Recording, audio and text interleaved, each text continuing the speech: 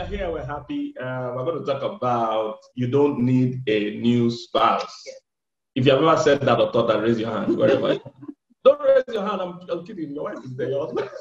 But on a serious note, that's the title of our message today. You don't need a new spouse. And a lot of husbands and wives, a lot of people have actually taught this.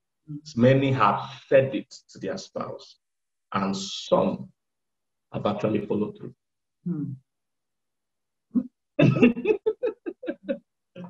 Wow. Yeah, it's true. A lot of my people think that I married the wrong person. I don't love you anymore. Those are the phrases they use. Maybe I married the wrong person. I don't love you anymore. How did I get here? Many couples have taught this, have said this to each other, and some have followed through, and that's very sad. And I'm teaching today from my book titled "You Don't Need a New Spouse," because that is the concept behind it. You wonder why people that start so excitedly get to the stage where they say, "Look, I need to marry somebody else. I need somebody else in my life." And the reason is because all marriages, and this applies to everything in life, you will go through certain stages. And if you ignore the stages, then you arrive at this point where you think, you need a new spouse. Look at things like your car. Those of you that bought brand new cars or something like that, one of the things they will do when you buy that car is that they will tell you, service this car at so-and-so mileage or after 6 months, whichever comes first. All right? Why would they say that?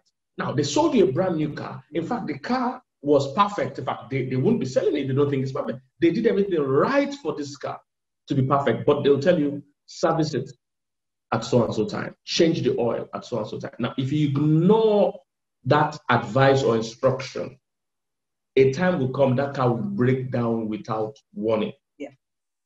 So that's what happens in most marriages. We actually start without considering the service advice.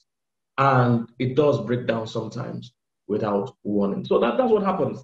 So for us, we really believe marriage can be perfect, if you ask us. And when I mean perfect, you see, that's where the problem comes in. We have to explain what that means.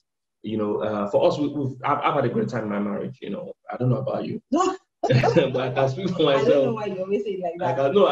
You can't. You can't defend. You can't defend anybody's. You can only share for your own testimony. Okay. You can't vouch for anybody. Me, I've had a great marriage. I'm happy. I would like to do this over and over again. In fact, I'm happier now. I thought I loved you when I first got married, but I love you more now. There are a lot of things I didn't even see then that I'm seeing now and I enjoy now. So I'm happy. What's not to love? Hey. Right. Okay. So we believe in good marriages. We believe a great marriage is possible. I even use the word perfect marriage. I believe two imperfect people can have a perfect marriage. And what I mean by perfect marriage is not that the marriage has no areas to work on. Just like your car. When they sell you that brand new car, it doesn't mean you won't need to service things in it. That doesn't make it less of being a perfect car. It is still your perfect car. You just have to service it. You have to change the tires once in a while. Take care of it. You have to take care of it. Wash it. So yeah, I've had a great experience in my marriage so far, and I believe it's possible. I don't want people to have a low expectation of marriage, and that is going on a lot. A lot of people just feel, oh, it's a necessary evil. We are going to fight and quarrel and all that. Now, you can have disagreements. That is kind of normal. That is kind of normal. You can have disagreements, but it doesn't have to be a quarrel. All right, it doesn't have to be a quarrel. I'm a Man City supporter, Pastor Paul is Liverpool supporter. We disagree, but we don't have to quarrel about it. My wife likes the AC on. I don't like the AC on. It doesn't have to be a quarrel. Now, when she's out of the room, I switch off the AC, open the windows, and I mean, no matter how hot it is, I'll tell you that even my kids complain that, Daddy, you like heat too much. Look, I love it. I don't need AC all the time. But whenever she comes in, she needs the AC. Yes, because I'm not created to suffer. God did not create me. I don't come to this life to suffer. I will enjoy the pleasures of AC and enjoy the pleasures when I get to heaven. That's one of the reasons I'm averse to hellfire. I can't suffer like that. So we can have disagreements. It is how we now deal with it that determines whether it turns to a conflict or a compromise. All right? I need to note that disagreements are normal because we're two human beings coming from two different backgrounds, seeing things different ways, two different things. We can have disagreements.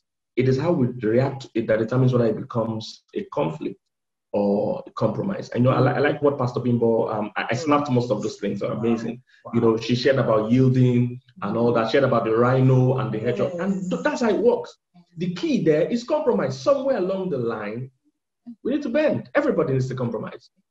Yes. So, you know, if you push people to the wall, even if it's a ball, if you bounce, one day they'll bounce back. Yeah. That's what happens. You know, so I totally believe you can have a great marriage, and I'm having one. It doesn't mean we've never had to, you know, iron out issues. We have, but we've never had to, you know, insult each other over it. We've never had to say, oh, I'm not going to talk to you. We are going to.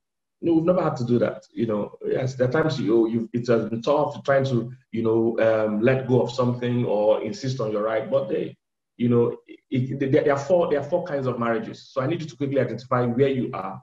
And, you know, we can work on that. I need to identify where you are in your own marriage, and we can now work on that. So there are four stages. The first one is people that know what to do and also want to do it. All right, this is a marriage. A couple that knows what their partner wants, you know, knows what they should do in their marriage, know their role. So if I'm a husband, I know my role as a husband. If you're a wife, you know your role as a wife.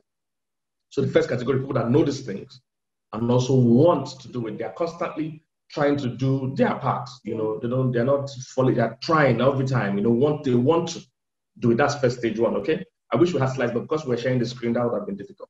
All right, so the second stage is people that don't know what to do and don't want to do it. All right? Okay. Yes. They don't even know what husband wants, what wife wants. They don't know what needs a husband. They don't know it. And honestly, they don't care. All right? They don't even want to please this person. I'm telling you, of course, you know, most of you know their marriages like that. Where this person doesn't even want to do. In fact, they will even try to do the opposite. Once they come into knowledge that, oh, you want this thing forever, it won't happen again. So they want to do the opposite. The third stage are people that know what their partner wants. These ones actually have the knowledge. They know what their partner wants, but they don't want to do it. All right? They don't want to do it. They know it, but somehow they are angry, upset, frustrated. They don't want to please this person. Then the fourth one is they don't know what to do. It's a lack of knowledge issue. They don't know what to do.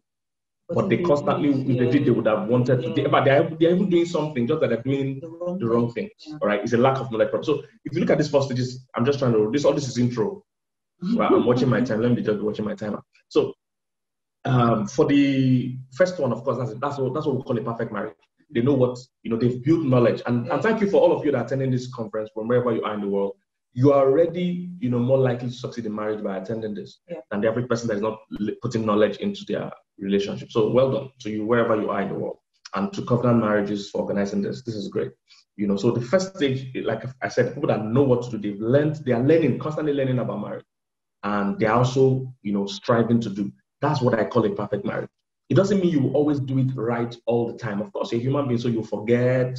You know, you're tired, you will not do it at the right time. The timing might be wrong, or you not do it the right way. You know, you're not even in the mood. So yes, but you know what your wife or husband needs. You've gained knowledge, either by observation or paying attention or learning. And now you are also you're constantly striving to. That's what I call a perfect marriage. It doesn't mean you won't have issues. It means both of you are working constantly to please each other. That's what 1 Corinthians 7 says. That when you are married, when you're single, you please only the Lord. But when you're married, you now care about the things of this world, how you will please your spouse. Okay? So that's one. Number two, you don't know and you don't want to know. You don't want to do. In that case, there's a reason you got there. Let me skip number two and go to number three. I'll come back to number two. Number three is you know what to do, but you don't want to do it. Usually when people are at that stage, something has happened in the marriage that has made them upset. So there's a resentment. All right, maybe the person has been doing before and not been getting any good response. You know, maybe somebody has cheated on somebody. So there has been some kind of trust broken. It might be financial, it might be emotional, it might be sexual. You know, there's resentment. So this person knows what they should be doing as a wife or knows what they should be doing as a husband, but they don't want to do it. They're tired for some reason. It's a resentment problem. And the fourth one is a knowledge problem. They don't know what to do, even though they want to please their spouse, they don't know what to do. So The last one is a knowledge problem. All you need to do is to gain knowledge. Buy books, attend seminars, meet counselors. They will teach you what to do. They will guide both of you. The third one is a resentment problem. What you need there is healing. Yeah. You know, find out why am I no more interested? You know, so healing, change of perspective and defense. We've got to come to all these things and we'll try and manage our time. God will help us. Amen. And touch all these things as we go on. Then the second one, like I said, it means the lack of number 3 and number 4 is the what leads to number 2. The person doesn't care again. He doesn't know what to do and he doesn't want to know. You see, that one is a foundational problem. All right. Those cases usually are the ones that lead to a divorce, separation, sometimes even murder. They kill each other. You see serious physical abuse goes on, frustration, heavy one. You know, at those stages, it's only God that can intervene in those cases. And number 1 is where I want all of you to be, and that's where we are at, and where I want everybody to be. I know a lot about what my wife likes by knowing her personally as a person. I also learning about marriage generally. So I know that, and she too does a phenomenal job. Dr. Shola mentioned how that his wife sometimes already knows what he wants from the supermarket. He doesn't. So that's how it works. So you're not even having to tell your partner, you know, oh, buy me this thing. Oh, you're going. The partner knows that, hey, I'm going to the market. This guy will be happy if I buy him this thing, or this girl will be happy if I do this thing. And you are constantly doing it. Yes, sometimes you forget, but the truth is that you've come to know because you pay attention. You're observant, and you are now constantly doing it. You know, you are constantly pouring into that person. So that's number 1, and that's where I want everybody to get to. You have anything to say about this?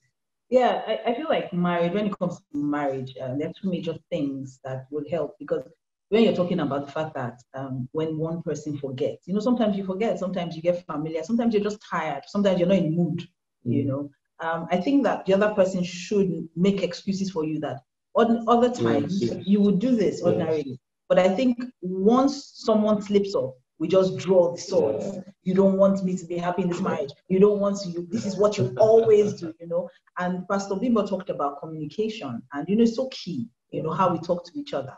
And I think that the major thing really for any marriage to work, for us to get to know what to do and want to do it, is that there must be mutual respect and devotion. You must be committed to each other, committed to the marriage, committed to God, and committed to each other. I know a lot of people say that if you just put the right principles, marriage will work. I think, and this is my personal opinion, I think that marriage really will work if God is involved. You know, we can give you all the tips, all the psychological tips and all of that you get when you are being trained as a marriage counselor. But I think that we can't take out the God factor. You know, you can never take out the God factor, because God gives you the manual in the Bible. It gives you instructions, gives you clarity on how to do this. Yes, there are processes, principles. Yeah, and the ability, the will, the will to do it as well is there. So, you know, mutual respect for each other. You know, I know that there's so much, and with this, there's so much fight on feminism and submission and what submission should be and what it should not be and all of that. You know, and I find that a lot of times it's because there's no mutual respect. I will submit to you, but I don't expect you to treat me like a slave. It's a willing. I willingly offer up my submission. It's not something that can be forcefully taken from me. It's something that I will give you willingly, and I will give it to you willingly because I chose you. What happens most times in that submission story? People are eavesdropping on conversations that is not their own. In that Ephesians 5, God spoke to women and God spoke to men. He didn't expect the men to listen to what God told the women. He didn't expect the women to listen to what he told the men. You're supposed to just stay with your own instruction. But what happens most times is that the men are trying to supervise the women's obedience. And the women are trying to supervise the men. It's none of your business. Leave the person with God. So you do your part. And if you look at it, submission is actually a beautiful thing. It's just that we live in a world where people have, perversed it. It's beautiful. What is submission? Submission is, first of all, God is saying, you, the woman, you choose who you are going to submit to. Why are Nigerians running from Nigeria to Canada and to America? Nigeria has leaders, Canada has leaders. We are choosing what we're trying to do. Because you're going to pay tax in those countries, you're going to work in those countries. But you're choosing that I would rather, that's what you're doing. I would rather go live under that leader than with the leader where I am. So the point is this: you choose who you are going to submit to. So it's not a bad thing. You are choosing who you are going to submit to. And the reason you are choosing that person is that person is supposed. God also gave an instruction to the men, but people don't talk about that. The argument is just about submission. But there's also the part God said the man should lay down his life. Yeah. If somebody wants to lay down his life for you, there shouldn't be he's trying to protect you. It's like when you choose a hairdresser. You choose the salon you will go to, but you have to submit to that hairdresser. He will say, sit down. You don't have to turn left. You don't have to push your head. The men at the word barber, there's one that used to put my ear. If I catch that guy now, I'll still deal with it. You pull your ear to barb your ear. So I'm submitting, that's me, pastor. As in all your anointing, doesn't matter when you are. As long as you've chosen that barber, he has the right to now, give you instructions and you have to submit. So that it's not a bad thing, but we live in a world where, Satan is trying to push people to fight unnecessarily. Say, yes, it's like the policeman says, stop. Yes, they are shooting in this place, we want to protect you. You gladly submit. The pilot on the plane says, put on your belt. You can't say, I know I'm older than you. Yes, wow, for what? You understand that pilot is trying to protect you. Yeah, and he's trying to get you there safely. So there's a plan and a focus for this marriage.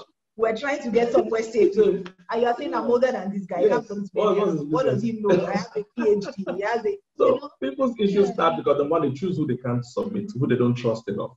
Then secondly, they are eavesdropping on the other person's own. Then stay your own. We'll get to all these things. We're going ahead of us.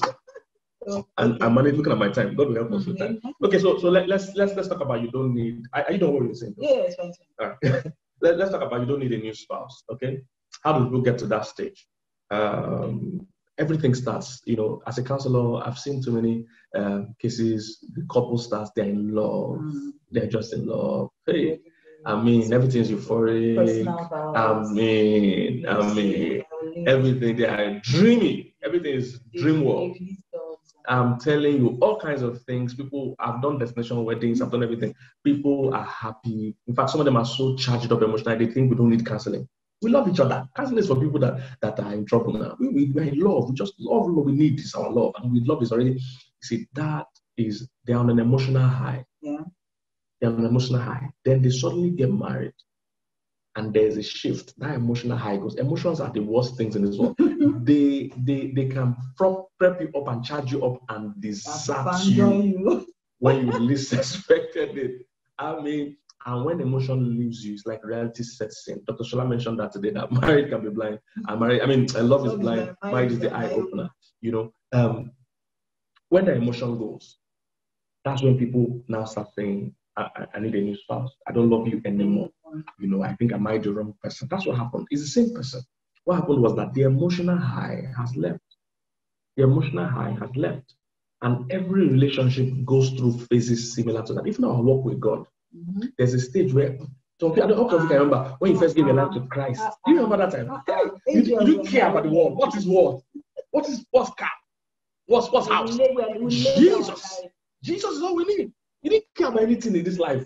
I saw people when they get like guys, they drop everything. I don't care. I was doing morning cry. I'm telling you, angels were in my that room. period was beautiful. When you're worshiping, angels that are helping you. Hallelujah. I'm telling you, there's one bad boy. He was walking about the school with things to my heart. Coming 2 weeks after, he was back smoking. Oh my God! But you see, everybody was like that, and that time it seems there's a special anointing on you, which we believe there was. You every time you open the Bible that time, God speaks to you every single time. Once you open any scripture, even Revelation, even book of Revelation, people are afraid of. When you open it, you will see love scripture there. Everywhere you open, Habakkuk, Nahum, any scripture you open, you will see revelation. It's as if God is talking to you in every scripture. When you go to church, hey, every message, you say, Pastor was talking to me. Pastor was talking to me. We all have that. And when you start a new church, you say, I'll die in this church. This is my church. This church, his pastor is my pastor. Wait, just relax. We are not you in the department. Just relax. After a while, God will expect you to grow up. He will expect you to grow to the stage where you walk with Him, even if you don't feel like it. Yeah. You don't feel His presence. Because in the beginning, I'm working with the feeling. No, I just feel God's presence. It's how we come. You learn how to pray for 1 whole hour. You don't feel a thing in the world. God is saying you have to grow. That stage is good for start, but you can't leave. Nobody lives on those stages. And that's what happens in many relationships. They start with that euphoric, excited, emotional. At that stage, you are naturally selfless. You are naturally forgiving. You are naturally tolerant because you're an emotional high. But by the time that thing wanes, and it always does, because it comes in 2 waves. And that's how your relationship got to is. There's the phase where it's emotionally powered and it has not much to do with you. It's happening either by the love or the charge of the Spirit. after a while, God needs you to grow. You become more intentional. You move from emotional love to intentional love. Then the excitement comes back a second time. Yeah. And that second time, the difference is that it's not happening by itself. You know why it's happening. You are making it, you are contributing to it. So you kind of have the controls to make it work or not. So let's go gradually. I'm trying not to go ahead of myself. So everybody starts on that emotional high. You forgive. You see, at that time, you are too focused on what you want. You're not paying attention to what you need. Okay? You're so focused on what you want. You're not focused on what you need. At that time, you're on an emotional high. You know, you everything about you. You've always wanted a woman. I've always wanted a wife. I always wanted a woman. I always wanted a man. I wanted somebody that was talking to me. That time, you guys can't have enough of each other. You talk in the morning, you talk in the evening. There's emotional high. At that time, if your fiancé or fiancé is very far, you live in Aja and your fiancé lives in Ikorodu. Those of you that are in Nigeria, those are very far places. Okay, and based on traffic, Nigerian traffic is horrible. You know, so you live in Aja and your spouse lives in your fiancé lives in Ikorodu. You will go from Aja to Ikorodu to go and pick her. And you bring her back to Aja to visit you. Then you take her back to Ikorodu to drop her. I mean, you are doing all those things. Even if you are living in Lagos and your fiancé lives in Benin, you after work on Friday, your friends say, why are you closing Zen? You say, I just want to reach Benin. And you're just down here.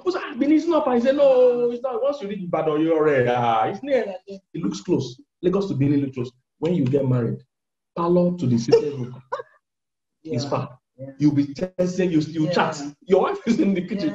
Or it looks far. What has happened is the same person. Emotions have waned. Emotion is like drugs. And most of us want to live on those drugs, but you can't live on drugs. It's not sustainable. So when that drug wanes or when that emotion wanes, you have to move from what I call that. And that's number one. That's number 1 point now. You have to move. If you're trying to reverse this feeling of I need a new spouse, number one thing is you need to move from emotional love to intentional love. All right? You need to move from emotional love to intentional love. So emotional love is that, you know, I didn't care. Love was blind. I just love you. I just feel. But intentional love means now I care. Now I'm going to do what I need to do intentionally. I'm not waiting to just do it because I feel like. I'm now more intentional about using the right words. I'm more intentional about what are your needs. You like me to cuddle you when you want to sleep. So even if I want to stay up and do something, I'll cuddle you first. You know, that's what happens in my house. Me, I'm a night person. I'm a night person. Oh, God. And she sleeps early. 8 o'clock, she starts yawning. 9. The battery has finished. 9 p.m. battery has finished. So most times, sometimes even Pastor is sending me a message at midnight or something. So we are always talking over the night. My IT team, we are talking to my guys that work with me. So we're chatting about post that YouTube, what's happening. I still do Jesus said the night comes when you work. I say why men slept. The enemy came. So we have to go. So I'll cuddle her first. When she falls asleep, then I'll get back to work. You see, so it becomes intentional now. Now, most of the time, I don't feel like that's the issue. But you see, the more you do it, the more you start to feel like, and you are investing in your spouse. You are investing in the emotional tank. So basically, you move from emotional love to intentional love. And I think that there are 3 major things you need to do if you want to move from emotional love to intentional love. And I think the first thing is you need to focus on how you talk, the way you talk to each other. Because you won't always feel like saying the right things. Communication is key. We're not going to go into communication. But one of the things I know that has really, really helped us is from the time we got married, and I share this story a lot of times, I want to share quickly. When we first got married, I can't even remember what it was. I mean, it must have been something very significant for me not to remember. But I was a bit upset about something. And my natural tendency, I think I'm more like the hedgehog, is to just keep everything inside and not say anything and just, you know, carry my face and act the victim and just act like everybody's suffering me except Jesus. Only Jesus understands me, you know. And then I was just studying the word more. I was praying. I was just, you know, really just sulking and being around Jesus more. And I noticed that I was acting that way. And instead of my husband, what I wanted was for him to chase me and say, are you okay? Is something wrong? My husband didn't ask me anything. I was just here in the room praying in tongues, studying the word. Love it. And I was like, this guy is so insensitive. How can you be so insensitive? Can't you see that I'm not smiling? I'm not happy. I'm not talking to you. I'm always singing a worship song. I'm always reading my Bible. And so I went to him after a few days. I think the second day, and I went to him and said, I don't know, you're very mean. And he was like, what happened? I said, see me, I've been carrying face for you. He was like, oh, is that what that was? I honestly thought you were just being serious with the Lord, and I felt challenged that this girl that I just married today not come to my house and now come and win me in the things of God. So me too, I started praying, I started studying the word. I was challenged. I just forgot to me that see, men and women are not the same. The way somebody lies down is the way I'm going to throw in a few proverbs. The way somebody lies down is the way you lie down with them. So we came to this agreement. I don't read mine. You don't read mine. So instead of talking, talk. So communication is something you cannot play with. We have this mantra, we've had it for years, and that sustained us. If something is annoying you, talk. If you like something, stay. Don't only tell me when I'm not doing. Don't only tell me what you don't like. Tell me what you do like. So if you like the fact that I cuddle you, say it. Say it. If you like that, I call your mom once in a while, or I send her things before say the good things. Don't only say the negative things. So that's the first thing, how you talk. Then there's something that Gottman focused on. Yeah. Those things are so critical, and a lot of times those are the things that destroy marriages, and we don't know the way we talk. So there are 4 of them. I'm just going to rush through. The first one is criticism. When there's an issue in your marriage, the tendency we will have is to criticize your spouse rather than talk about the real issue, talk about the problem or the action or what the person has done. So one of the things I've learned is don't complain. Complain, but don't blame. So don't say, you can say, I don't like this happened, but don't say you're always doing this. And sometimes because of the way women talk, I'm not going to go into that because you're going to talk about that in a bit, differences. The way women talk is that we always generalize something, so you never do this for me. You always, she don't necessarily mean that, but that's the way it comes across. And the man, automatically, what the man will be is that he'll become defensive. And that's the second mistake too, being defensive when you're talking. It doesn't always have the desired effect. Sometimes we're being defensive because we want to protect ourselves. Yeah. But what the other person gets is attack. The person feels like you're attacking them. Because when you say, I didn't do that, what I'm hearing is, since you didn't do it, that means this is my fault. Okay? So we need to be careful about saying those things, about talking in a way that is defensive, because that means that your partner will never feel free to correct you on an issue or to say something. I know a lot of marriages where the lady is doing something or the man is doing something, and you're saying to the partner, oh, have you brought this up? Because you seem very upset about this. You talk about this one, we will deal with another issue for like 10 weeks. They'll carry face. There will be silent treatments, they will argue to the last. So people already feel wary about expressing themselves around you if you're defensive. The third thing is talking with contempt. So being sarcastic or cynicism or rolling your eyes, women are guilty of that one, or sneering, most times. Yes, So those things usually are fueled by long-standing negative thoughts, and usually they are born out of bad memories, bad experiences. It can even be bad experiences from your parents' marriage. So maybe you've seen your parents go through a difficult time. Maybe your dad didn't show your mom the money, or your mom slaved away for years. This is your impression of what happened. Your mom slaved away for years, and she was a submitted wife, so she would give her husband the money, and yet she didn't have money. Your father was going about enjoying his life and all of that. So your husband now does something little and breaks trust when it comes to money. And says something about money. Your first reaction is, you are not me and you, not for this marriage. How? So you have all that. So that already speaking to your partner in condescending tones. Like I said, mutual respect is so important. And then final one, which is where there's usually almost no going back, stonewalling, when one person has logged out. Once one person has logged out of the marriage, it's usually so hard, because I know for a fact that it takes 2 people to make a marriage. It can't be one person. Yes, it can't be one person. So the way you talk is important. Your actions, that's another way to be intentional. Your actions, plan things that can help you build love. So love languages, for instance, have to put into consideration. And like Pastor Bimbo mentioned it when she talked about the fact that usually we love people with our own love language. So if I like gifts, for instance, whenever I want to show my husband love, I'll go and buy gifts. So my husband is an acts of service kind of guy. He doesn't want your gifts, except the gift is solving a problem. If it's a gift of Ferrari, okay. But the rest is... Can you imagine? So that also in itself, you have to be very intentional about planning things, sex, intimacy. It's something you need to do. Plan date nights. We do that a lot. In fact, when we couldn't afford date nights, what we used to do back then was when we come back from church, we'll stay in the car. And that would be our date night. We'll just have conversations and have everybody go into the house, because once we go into the house, Pastor M, Mama, Papa, Mommy, Daddy, honey, then Pascal just switch. When Pascal just take that remote, that's the end. No more conversation.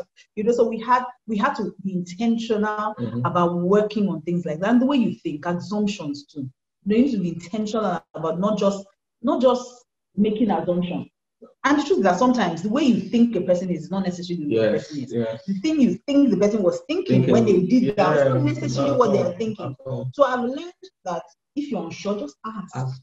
It sounds so simple, and I think marriage can be simple. We just try to complicate it. So when we do things like that, assuming, we just create unnecessary drama, and drama is so detrimental to marriage. Okay, so number one, move from emotional love to intentional love, because somewhere around 2 years to 5 years, the marriage moves from that emotional state to intentionality. And if couples don't change from emotional to intentional, it begins to deteriorate at that point. And that's where the I don't love you anymore feeling begins to come. And that point is a defining moment. If you don't get it right, as in return things around that point, it continues to go down. That is where affairs, Pastor Bimbo mentioned that, I don't know if Pastor Dr. Shaw mentioned that, usually people don't just set out to just want to cheat most times, okay? That is gaps. So the moment that feeling starts coming, if it's not restored and repaired. See, your mind is like your car. Have you seen those people on the highway that their whole tire came out? Usually, that car would have been making sounds.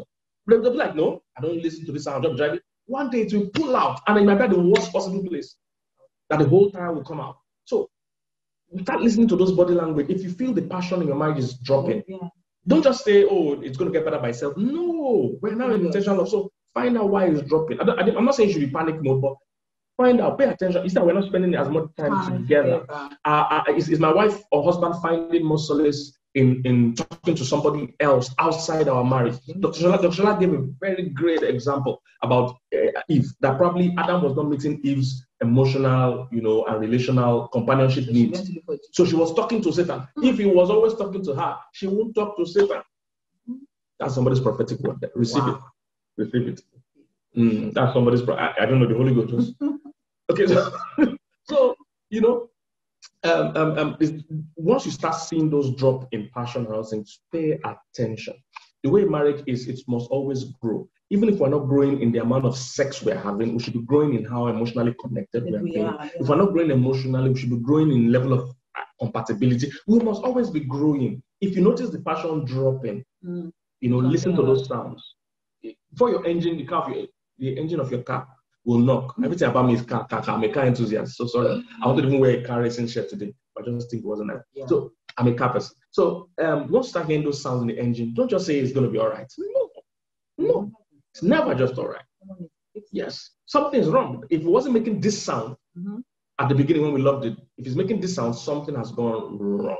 So if she's nagging, for instance, pay attention to what she's actually something is saying. In fact, that even takes us to the next point. So number 2, understanding differences. Okay, people move from I love you to I don't love you anymore because they are not able to handle the differences. So you must know how a woman communicates. Women have their own communication language. Men have their own. So what happens to a lot of people is that they want to communicate only in their own language. Imagine if 2 of you speak 2 different languages. You have to find a way to understand each other. If you just say, I'm going to say what I like to say, I don't care what anybody thinks, then it's not going to work that way. They communicate different. Most of the time when a woman is even nagging, sometimes what she's saying is not in what she's saying. Yeah. Does somebody understand that? When a woman is talking, you need to listen to decode what exactly she's saying. And men, because I have a full book on this, pink and blue. I talk about different men and women. All right? Because that has been the problem with many people. They just think, what's wrong with her? Because men are very literal. In the world of men, you say exactly what you mean. Most men. Yes, in most men, of course. But with women, in the world of women, poetry is beautiful. Parables, innuendos, suggestions. They want you to catch it. That's the beauty of women. Don't talk directly. So you will see a guy, I had a couple I was working with, and they've been living apart. And I told the guy, go get your wife back home. And he will be like, he calls her, but she always says, oh, you are just calling me because of the child.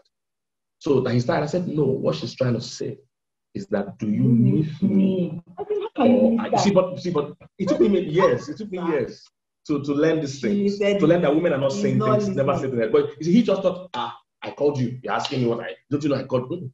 Women are poetic. They don't speak literally. If a woman says leave me sometimes, she doesn't mean leave me. She means show me, pursue me, show me that you want to be here. But you see, men take it literally, leave me. Okay. So when someone say you kill me today, the man say, when, what time of the day? You know, Wow. Wow. Men are too literal. You know, and so you need to understand the differences. All right, there are many areas of differences. We can't go into all that, but the major ones are the temperament and the gender. All right, the temperament. There are 4 major temperament types. You know them. People call them different things now, but I think there are. If you notice, Pastor Bimbo mentioned that the rhino and the hedgehog. So they are just personality types. That's what they all are. They are just all personality types. So you need to understand the basics of it, even if you don't know everything. Know the basics of it. Like for instance, if you're married to my wife is what people call, what Timlahe calls melancholy. So that means they are feelers. They feel more. They are deep people. You don't make negative statements about a melancholy. They will never forget. You see, they will never forget. So you don't say, I don't love you anymore. I'm tired of this man. If you say 200 years from now, she will remind you. They don't forget.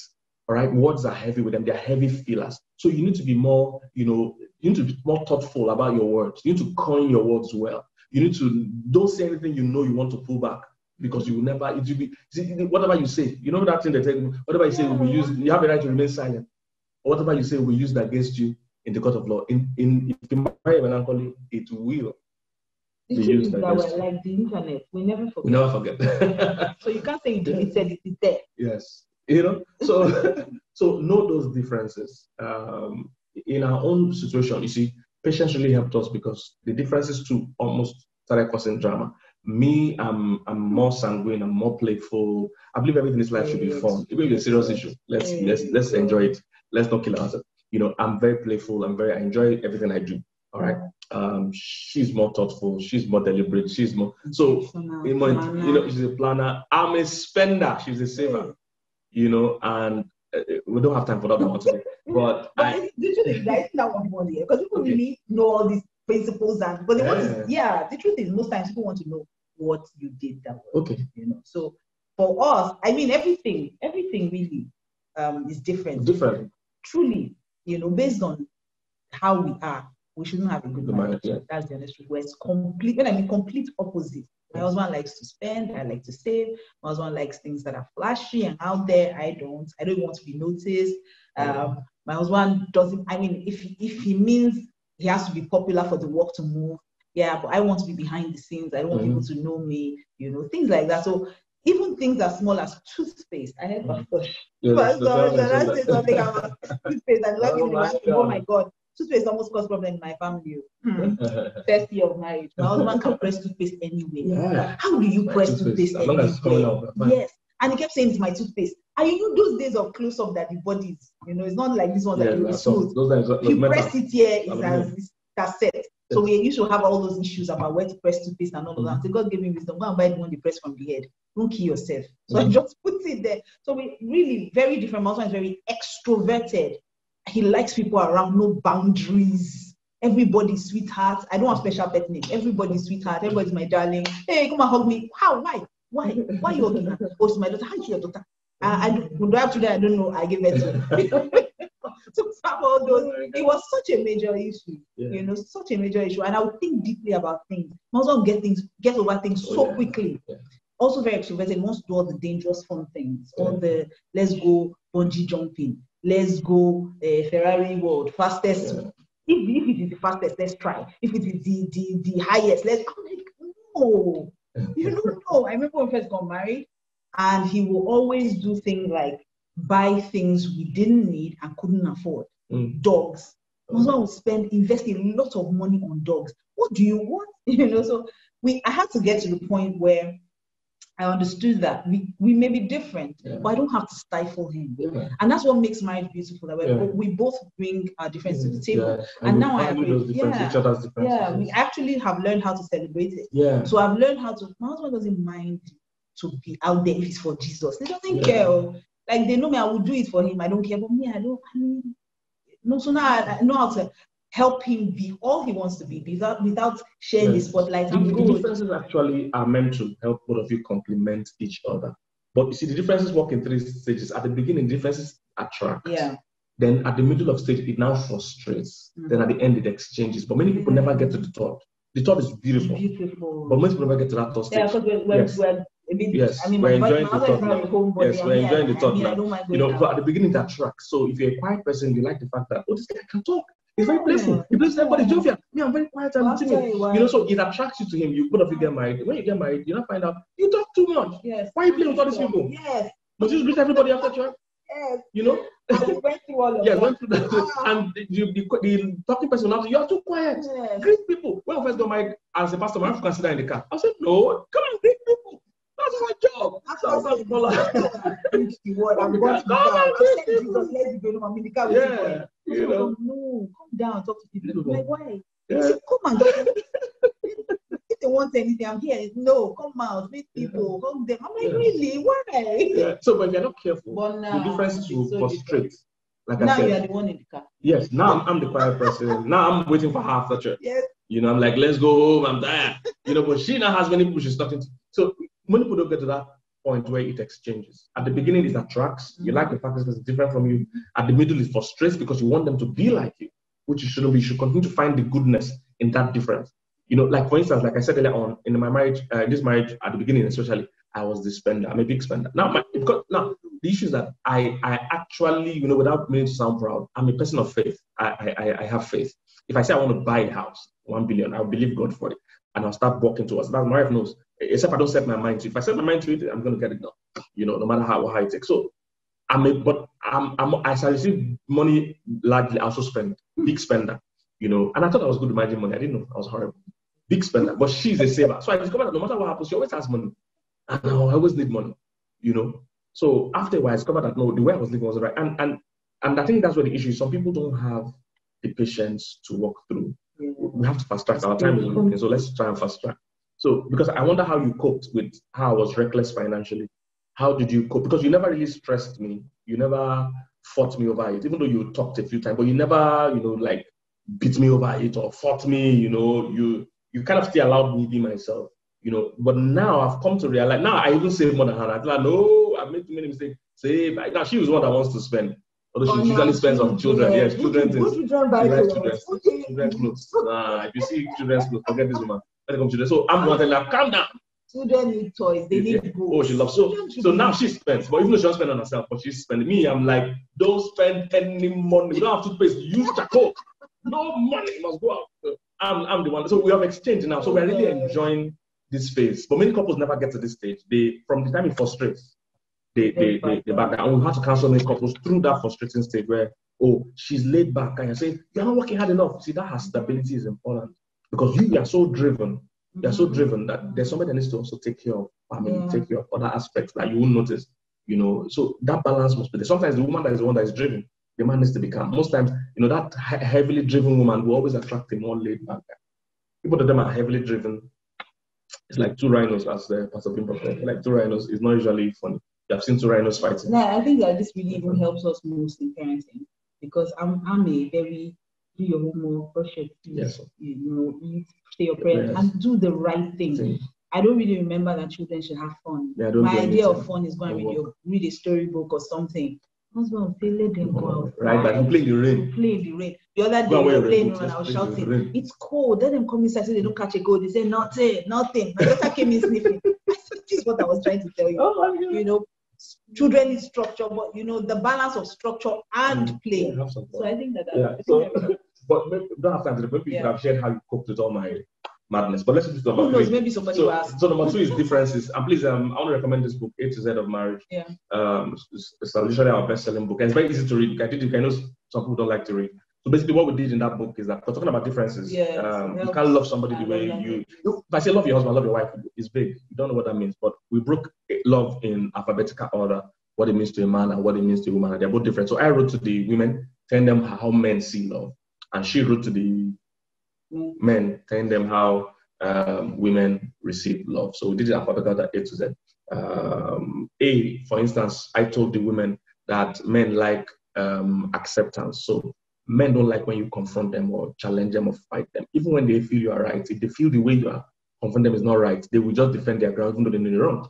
But women like attention, so you must always pay attention. She makes her hair, you need to notice. She's talking to you, you need to put your phone down, talk to her. You need to give her attention. Sometimes you need to leave whatever you're doing, go hang out with her in the kitchen, hang out with her in the parlor, just hang out with her, watch whatever she's watching. She needs attention. Let's move to number 3. Yeah, that's really important for moving from emotional to intentional. Yeah. So number 3 generally is it's not a battle between you and your spouse. It's not a battle between that. I don't need a new spouse thing. It's not a battle between you and your spouse. It's a battle between you and your emotions. All right. When you're having that feeling of I need a new spouse, I'm tired of this marriage, the real battle is not between you and your spouse. The real battle is between your emotions. You have to check, what have you been focusing on? Are you always focusing on the things that are not working in your marriage? You see, your emotions are not independent on themselves. Your emotions are purely a function of your thoughts. Every time you're not feeling well, if you're feeling depressed, feeling sad, feeling a certain way, check what you're thinking about. Is what you're thinking about that is feeding how you are feeling. So if you're always feeling detached from your spouse, check what you're thinking about. Are you always thinking about the negatives in your marriage? Are you always thinking about other people outside your marriage? You're thinking about the man, the woman, like your ex, somebody you admire, somebody you see on TV. If your mind is clogged with thoughts like that, somebody you think is sexy, your feelings for your spouse will keep dropping. So the battle is really between you and your emotions. The Bible says in Proverbs 25 verse 28, say he that has no rule over his spirit is like, a city without walls. So you have to guard your emotions. If you're constantly talking to somebody outside your marriage that is not your spouse, your affection for your spouse will drop. If you're constantly trying to enjoy conversation, having intimate, open, honest conversations with somebody that is not your spouse, it will affect your tolerance level for your spouse. You keep comparing them in your mind and saying, what's wrong with this? I was talking to somebody yesterday, see how intelligent she was talking to me. You have come with all these things. You see, the more you compare. Before she married you, she was sharp. You have sucked her blood. So the more you compare like that, so it's a real battle between you and your emotions. All right, so we mentioned 3 things, then we'll now go to the last one. So we mentioned number 1, move from emotional love to intentional love. Number 2, understand the differences, both temperament and gender differences. You need to understand it. So this is you invest in terms of knowledge. Then number 3, manage your emotions. All right, manage your emotions. What's going on in your emotions? It's a function of your thought. Then number 4, managing the difficult spouse. So I'm going to round up there. So when you start, there are 5 things we'll talk about under managing a difficult spouse. Because we discovered that most of the questions that were asked today, basically about managing a difficult spouse. My husband is rigid, my wife is rigid, my wife is stubborn, my husband is stubborn. Things along those lines. So what do? We have 5 things we want to suggest. Then we'll take questions, after that. So when you start. Okay, so I think the first thing, and I will say this, I know people will say, what will you say before you're a pastor? But I don't think that you can do marriage without it. Number 1 is prayer. Bible says that the heart of the king is in God's hand. So the truth is, the heart of your husband or your wife is not necessarily in your hand. This is in God's hand. It's only God that can turn it to favor you whichever way he wants.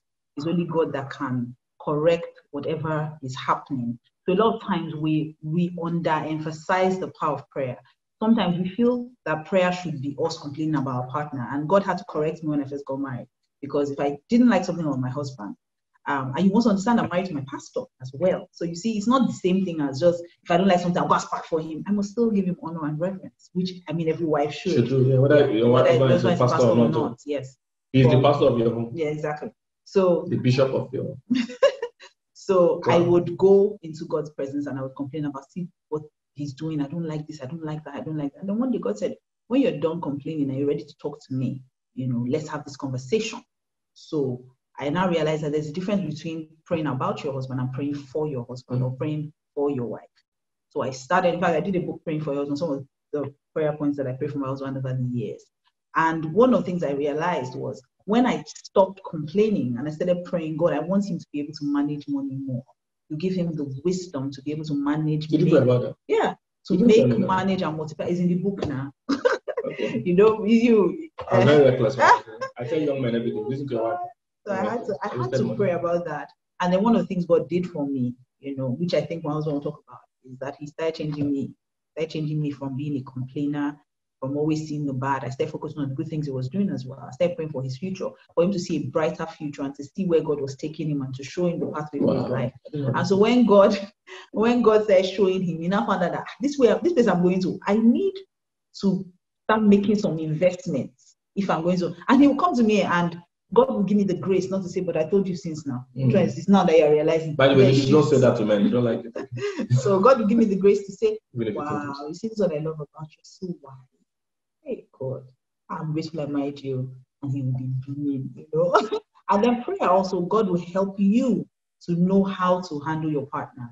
You know, I started learning how to speak to my husband. So like I said, my husband is because he's sanguine, he has positive energy. He needs positive energy. He lives off positive energy, you know, not, so even if there's bad news, you have to playfully tell my husband. You can't say, hey, we're going to be distracted. He doesn't want that. He doesn't. So God had to teach me how to, because I'm not naturally a positive person. Once there's a challenge, I see all the problems. So God started helping me to learn that prayer is important, and also teaching me not to answer the prayer, because temptation is when you pray to try to answer the prayer. Yes. You know, so I had to learn how to pray and step back. Yes. You know, that helped me build my faith and my confidence in the fact that God is hearing me, and if He hears me, then I'm sure that He will do something about it. Powerful.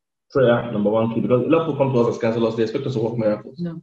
Especially because I'm popular, the pressure is much. People just come and say, if I talk to Pastor Kingsley, nothing. No. The same principles of God's word I'm going to share. Kingsley got this. People come from all over the world, they expect to work in miracle. That if I just talk to Pastor Kingsley. Only Jesus. Only Jesus can. I mean, I'm just helping myself. It's God helping me. The same grace helping me too in my own marriage. All right? So prayer, number one. That's what I have. Number second P is perspective. All right, and that's one of the things prayer will do for you. It will help change your perspective. The truth is that for every behavior you see your husband or wife exhibit, there is a reason why. There's a why. And most times, it might never have to do with you. You know, most times we take what people do to us personal. We think it's never personal. I preach a whole sermon series on that. It's not personal. Everything people do to you, every single thing people do to you is never personal. It's more about who they are than who you are. Everything. Nobody is setting out from day one to look for you. Nobody. You are just caught in the crossfire. Those ones are demons. You're just caught in the crossfire of their own behavior, their own experience in life. Most people never treat you. They're not setting out to treat you bad. It's never about you. It's always about them. So your perspective about your challenge you're facing in your mind needs to change. This person you have married, remember that they come from a unique background. Yeah. They have had unique experiences. They also have unique expectations, and they have unique engineering. They come from a unique environment. Mm-hmm. All these things that the things affecting every behavior you're seeing is never really about you. So your perspective is right. I can never forget one day when Dubai. We traveled for something. We were in Dubai. So there was a match, Champions League, or one of those football matches going on. So I went to a viewing center in the UAE, in Dubai, to watch it. And of course, you know, in Dubai time, they are about 3 or 3 hours ahead of us about that. So it means that it was around 12 midnight in Dubai when the match ended, 12 midnight-ish. You know, so I took a taxi from where I watched the match back to the hotel, 12 midnight. And the driver was chewing gum. He was chewing gum and making loud, disgusting noise. He was shaking his head. Oh my God, what kind of disgusting driver did I carry today? I was very upset. I was fuming. And me, I have both hedgehog and rhino. I start with hedgehog. When my rhino comes, you better move out of it. My wife always calms me down. If I get upset, no, we will finish this matter today. It's not confrontational, but when he does. Yes, but when I get upset, you don't want to get me upset. We'll push it to wherever you want to push it to. You know, so you know, I need to find a middle hippopotamus. Is it bad? Is it gentle? No, sir, no. Okay. Or rhino, that your horn. Okay, sorry. So what was I? So the guy was chewing the gum. Initially I thought I could cope with it, but it was disgusting, annoying. He was chewing gum loudly, shaking his head. I was upset. Finally, I got tired. I couldn't take it anymore. I asked the guy, why are you chewing gum like this, man? What's going on? You know why? You know what the guy told me? The guy said he didn't sleep during the day. So he's battling with sleep as he's driving me. Sleep. And we are driving. I said, be chewing. Chew. Louder. Chew. I will even join you. If you have, give me. Let's chew together. Because you can't kill me in this car. You see, the moment I had a perspective, if he became tolerable, that chewing was not a problem anymore. The moment I had perspective that this guy can doze off on the steering, no, you can't kill me today now. I have mission to accomplish. You know, it suddenly changes. That's how a lot of things your spouse is doing. If you find out where it's coming from, they are sneaky, they are having check. There's something, there's a reason they got there. And you must be a bit sympathetic, but that's what you chose. You took this person on as a project. When you said I do, this is what you meant. That you do, whether it's for better or for worse. Many people, what they're actually saying is that for better, for better. They are really not banking on the worse. But it does come. It does come. So it will be unfair for you after you say you will do. You promise to do now. You promise to do, sister. You promise to do, brother. So be doing. Be doing. So let the perspective change. Sometimes look deeper to say, why is this person? Why they raise their voice? Pastor Bimbo mentioned something like that about somebody that they live in a large family where if you don't raise your voice, you won't be heard. So that's why the person is screaming. So calm down, find out why. If you don't let that come into your mind, you will just attack them for the surface reason you are seeing, or the surface action you are seeing. And every surface action has an underlying, reason why it's happening. If somebody is reckless with money, there's a reason. Some people, they've never had money all their life. They've been dreaming that the moment I have money, I'll buy 30 meat pie. Yes. People like that. I'll buy 30 cars. So they have something they're chasing. Yeah, that's more like yeah, I just say that. That was funnier than car. So they have those. I will do this. So understand where they're coming from. If you understand it, doesn't mean it's good or bad. It just means you are a bit more sympathetic, and you can now help them. Come out. Some people they've been hurt. Some have been abused sexually. It might affect their sex life. Some they're getting old. Dr. Shola mentioned that the sex drive might not be the same. Some the preferences they have sexually is formed from their addiction to pornography that you didn't know about. So now they want you to hang on the fan and choke yourself with belt. Okay, no, that's not what we're talking. Let's go back to number 3. So the third thing, this is what I do. So the third thing is that 2 minutes. 2 more minutes. So patience, So when you prayed, God has changed your perspective, for instance, the next thing you need to do is patience. You need to be patient. It won't happen like magic overnight. It never does. It never does. No matter what the thing is, it might not even just be changing someone's behavior. It might just be what someone is going through. For instance, when I was battling with, when I was dealing with infertility, I was in first 3 years, I was paranoid. I was like, no, I can't be this chill. I can't be this calm. I can't. My husband did not insist. He kept saying to me, at any point where your faith is where I walk with you. But I know this is done. So don't drag me into your panic. Don't drag me into me. I have had my children and I've named my children. And he watched me patiently grow into faith. He watched me write down my scriptures, meditate on them, confess them till they became my reality. And it just pushed me into, I started shopping. I became relaxed. I became chill. I knew that God had done it and I was just waiting out the manifestation. So sometimes it might just be something your partner is even dealing with, maybe something they've dealt with from their past. And don't be in a hurry to change things. Sometimes wait it out. Like when my husband was still very, let's spend money, let's buy. I had to wait it out. God told me, I need you to be patient. I'm working on, if you ask me to change the way he is, then relax and watch me do the work. Just rest. So that patience in marriage is required. Patience for the person to change. Patience for God to answer the prayer. It's faith and patience that brings the results. Yes, it's always faith and patience. So many people just want to pray and the answer was the answer to their account. Or even try to answer it themselves. When you're praying, God is already working on the person. God will also work on you to be patient. So please be patient. So number 1, prayer. Number 2, perspective. Number 3, patience. Number 4, persist in doing good. So once you have this difficult spouse, you have prayed. You are understanding why he's behaving that way. If his father was polygamous, he might not understand the power of faithfulness. If his parents were poor, it might be affecting how he's relating with money. Different reasons. So get perspective of the problem. Number 3, be patient. It will take a while. And I know it's not easy. Patience is never easy. That's even the hardest part of our faith, waiting for the manifestation of what you claim you have received. Many people miss it at that point. The number 4, persist in good. You do your own good. Do the part that belongs to you. You don't supervise God and the person. Don't say, they say submit to your wife. Oh yeah, Ephesians 5. That they didn't talk to you there. Go where they talk to you. They say, lay your life down. Husbands, love your wife the way Christ loved the church. And Christ never told us, I'm watching you. You want me to kill myself? He never did that. He never complained, never nagged. He just died willfully in hope that one day we'll recognize his sacrifice. He didn't put it, and even when we recognize it, he didn't come out and say, I told you so, you. He didn't do that. He just received us like we didn't do anything bad in the first place. So persist in you doing good. I want to read 1 Peter 3 very quickly. First Peter 3, and because this is where this advice came from. He said, wives, in the same way, submit yourself, from verse 1, First Peter 3, verse 1, down to the end. He said, wives, in the same way, submit yourselves to your own husbands, so that if any of them do not believe the word, do you see? So even if they are not doing the word, they may be won over without words. Without you coming to say, this is what the Bible says. The pastor said this.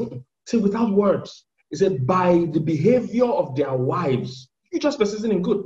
He said, when they when they see the purity and reference of your lives, when they see how you are still respectful to that man, even though he has done something wrong, you are still respectful to him. You are still caring to that wife, even though she has done something you still don't know how to do, but you are still loving, you are still caring.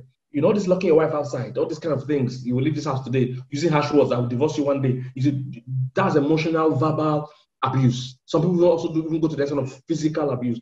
It's a no-no. It's a no-no. It says, when they see the beauty and reference of your lives, your beauty should not come from outward adornment, such as elaborate hairstyles and wearing of gold, jewelry, or fine clothes. It says, rather, it should be that of your inner self, the unfading beauty of a gentle and quiet spirit, which is of great worth in God's sight. For this is the way holy women of past, who put their hope in God, used to adorn themselves. They submitted themselves to their own husbands, like Sarah, who obeyed Abraham and called him Lord. So you are you are her daughters if you do what is right and do not give way to fear. Now they also mentioned to men too. So now they have to balance everything. Men, verse 7 says, husbands, in the same way. I'm reading NIV version by the way. Say in the same way. Do you see that? So there's something they're trying to teach here. They're saying, look, love your partner in spite of how they're doing. If you want me to intervene, do your part, because you can't correct disobedience until your own obedience is complete.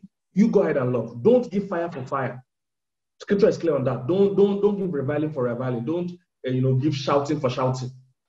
A soft answer turneth away wrath. It's a husbands, verse 7. In the same way, be considerate as you live with your wives. Be considerate. He said, treat them with respect as the weaker partner. He said, and as heirs with you of the gracious gift of life. Remember, women are not weak emotionally. They are weaker than us physically, definitely. All right? We just come out strong. I was just going to read 1 Corinthians 7, verse 15 to 16. Yes. 16 is where I'm going to, message translation. It says, on the other hand, if the unbelieving spouse walks out, you've got to let him or her go. You don't have to hold on desperately. It says, God has called us to make the best of it as peacefully as we can. But verse 16 says, you never know, wife. The way you handle this might bring your husband not only back to you, but back to God. And it says, you never know, husband, the way you handle this might bring your wife not only back to you, but back to God. MSA translation, First Corinthians 7, verse 16. Yes. So it actually means you just continue doing the right thing. You never know. It's from that your behavior that the person may not only repent and come back to you, but also to God. Because marriage is ultimately ministry to God. Yes, yeah. And then the last one is people's intervention. So if you've done all of this, getting counsel, it can be professional counseling, it can be pastors, it can be an elderly couple, a marriage mentor who would walk with you on the journey, or someone that your spouse respects and honors, who would deal with it with discretion. That is knowledgeable. We've had all kinds of people giving horrible advice. Please make sure as you're seeking help, let it be people that are knowledgeable and that have reputation. It's so important that discretion that they use, so they don't end up causing more problem. Especially if your spouse is kind of person that doesn't want anybody to get involved. They have to use wisdom and skill. There are times as pastors we have to correct couples without even mentioning that. Yeah, of course. They've told us. I'll just call the guy from nowhere. The guy will just assume it's the Lord speaking to him. That was your financial plan. Try not to. Let's discuss your financial destiny. You are the wife and complain that this man doesn't say, doesn't think anything. Yes. So that's, I think that's about it. So prayer, perspective, patience, persist in doing good, and people's. Yes. So thank you. So I hope this was helpful. Thank you. Thank you so much. Yeah. Thank you. All right. Thank you, guys. We're good.